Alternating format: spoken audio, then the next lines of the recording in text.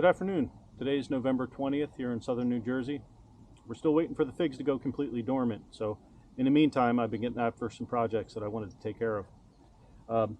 Today I planted a hedgerow fig trees right up here at the front of the property. Put 7 in so far. This is the last one. This is number 8, and I thought I'd show you guys how I do my fall planting of my fig trees. So we'll get started.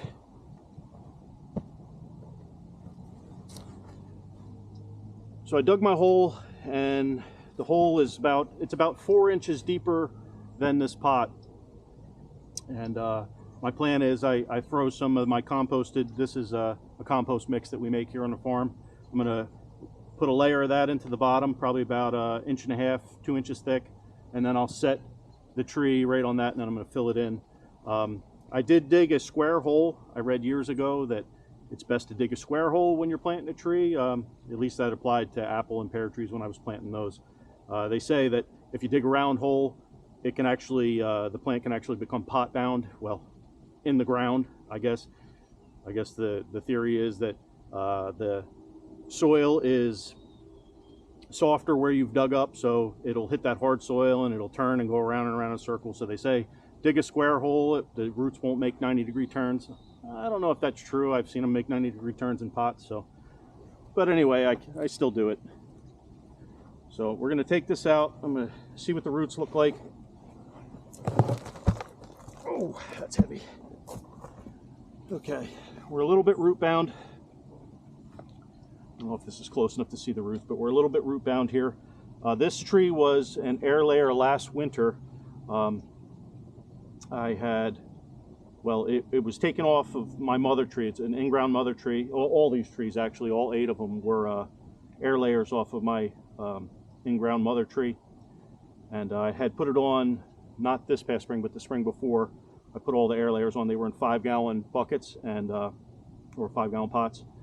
And then I took them off last November and potted them up into these pots. And then they took off in the spring and they grew very well. And now it's time to plant them in the ground. I had always intended to plant these up here on the front of the property to make a hedgerow. I've kind of always wanted to have one, you know, as a little buffer for the road, and it would look cool and be figs and stuff, you know. So anyway, so what I'm going to do is I'm not going to cut these roots. I'm just going to break them up. I don't really want to use my hands. I'm just going to stick this in here and kind of pry them away and just loosen them up around the perimeter. If a few of them break, it's not really a big deal. This tree's dormant, so it'll regrow, whatever. But this is just easier for me. You could just cut these and they'll regrow, but I like to just do it this way. So I get a long pole like this, a big steel stake, and I just jam it in there and loosen these roots up. I do that in a few spots. A little awkward, but do that. Maybe I'll use my hands a little bit. Just loosen these up so that they can all stretch out and it doesn't go into the ground root bound. This isn't too bad. I've seen them much worse, but we just loosen this up. Okay, all right, and that's that. We're ready to go. Now I just fill my hole with some compost. I'm gonna get a couple of inches below the tree, but in the end I really want this to,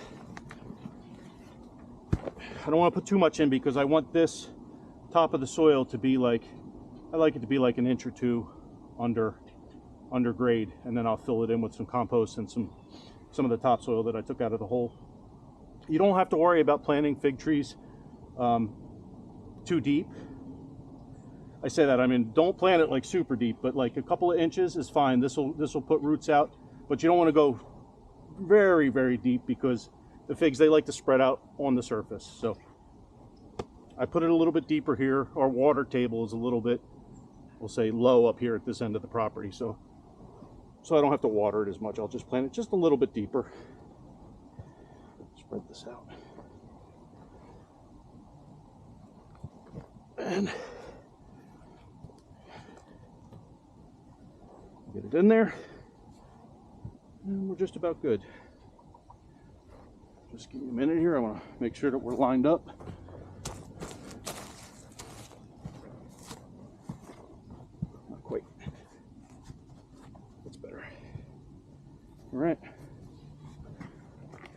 just fill it in, and I like to fill them in with the compost. So this is like, think of it as like a giant 50-gallon pot that you're filling in.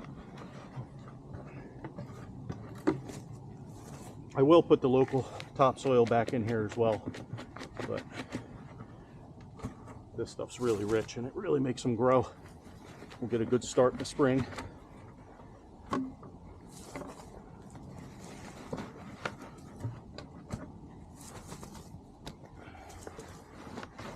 And that'll be enough.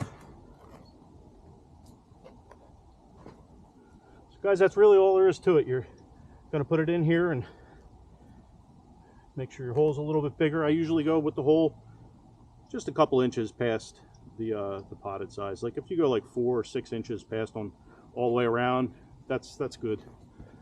That's good.